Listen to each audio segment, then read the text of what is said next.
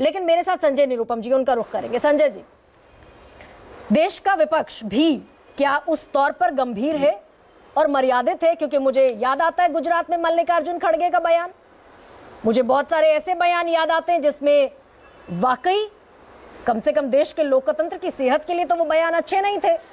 तो ऐसे में क्या ये वैसा वर्सा गेम चल रहा है, और क्या वाकई इस परिपाटी पर देश का लोकतंत्र चल रहा है कि everything is fair in love and war?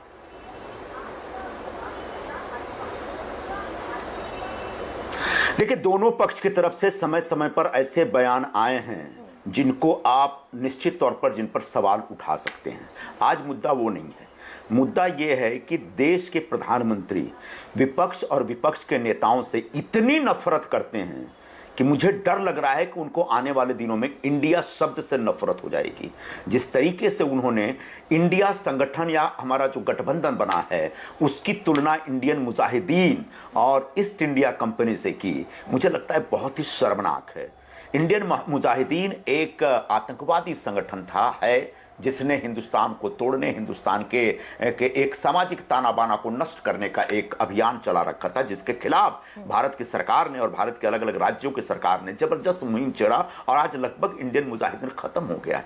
ऐसे में तब अच्छा, ईस्ट इंडिया कंपनी जिसको हिंदुस्तान ने हराया, इंडिया ने हराया, हमने हराया, हमारे पूर्वजों ने हराया, उसकी तुलना आप ईस्ट इंडिया से कर रहे हैं। किसका भाई? जो तमाम विपक्षी दलों का एक संगठन बना है। लोकतंत्र का सम्मान तब बढ़ता है जब विपक्ष का सम्मान होता है। विपक्ष से इतना ज्यादा नफरत, विपक्ष का इतना बड़ा अपमान बहुत आपत्तिजनक है। और अगर इंडिया शब्द से आपको इतना ऐतराज है तो फिर मेक इन इंडिया का क्या होगा? क्या आप उसको बदल देंगे?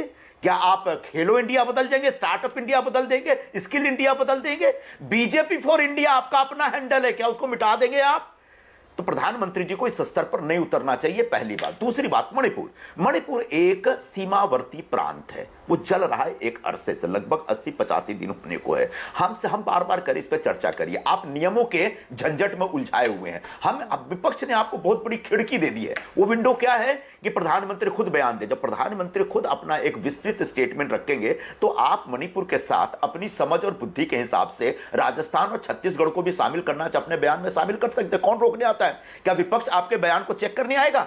और तब निश्चित तौर पर विपक्ष मणिपुर के ऊपर चर्चा में आपसे बहुत सारे सवाल करेगा। और विपक्ष का यह हक है, विपक्ष का यह जनतांत्रिक हक है कि सत्ता से सवाल करो, लेकिन सत्ता से कोई सवाल न पूछे। इसलिए कभी संसद के बाहर और कभी बीजेपी के सांसदों की बैठक में प्रधानमंत्री एक बयान देकर के धीरे से निकल जाते हैं। मुझे लगता है यह बहुत ही शर्मनाक स्थिति है भारतीय संसदीय जनतंत्र के लिए। प्रधानमंत्री जी को तत्काल इस विषय पर चर्चा बुलानी चाहिए और खुद दोनों सदनों में अपनी तरफ से बयान जारी करके इस विषय पर बहस शुरू करानी चाहिए। उनको अगर लगता है कि एक सीमावर्ती प्रांत जो जल रहा है, जहां पर हजारों लोग, 60-70 हजार लोग राहत कैंपों में है, पता नहीं कितनी औरतों के साथ दुर्व्यवहार हुआ है वहां पे, पता नहीं कितनी हत्याएं हो गई, 150 से ज्यादा तो हमको अब हाल की गिनती बताई गई थी। तो ऐसे मणिपुर को आप अपने राजनीतिक स्वार्थ की सिद्धि के लिए छत्तीसगढ़ और राजस्थान की घटनाओं से तुलना करते। मैं छत्तीसगढ़ राजस्थान में अगर किसी महिला का अपमान हुआ तो उसको मैं कम नहीं आंक रहा हूं, लेकिन याद रखिएगा मणिपुर एक सीमावर्ती प्रांत है, वहां चीन घुस रहा है, अभी पता चल रहा म्यांमार घुस रहा है, वहां पर ड्रग्स की तस्करी का एक विषय निकल के आ रहा है। तो ऐसे में भारत सरकार, केंद्र सरकार और प्रधानमंत्री की जिम्मेदारी बनती है कि मणिपुर के ऊपर एक बहुत स्पष्ट और सख्त स्टैंड लें और विपक्ष के साथ और पूरे देश के साथ उसको शेयर करें, ताकि उत्तर पूर्व को जलने से बचाया जा सके। उत्तर पूर्व हमारे लिए राजनीति का विषय नहीं हो सकता, हमारे देश के लिए राष्ट्र के हित का एक बहुत बड़ा प्रश्न है। एब्सोल्युटली। अपराजिता जी, इस बीच मेरे पास एक ट्वीट आया है जो कि आपके राष्ट्रीय अध्यक्ष जेपी नड्डा ने किया, लेकिन उस प्रश्न पर मैं आऊं उसके पहले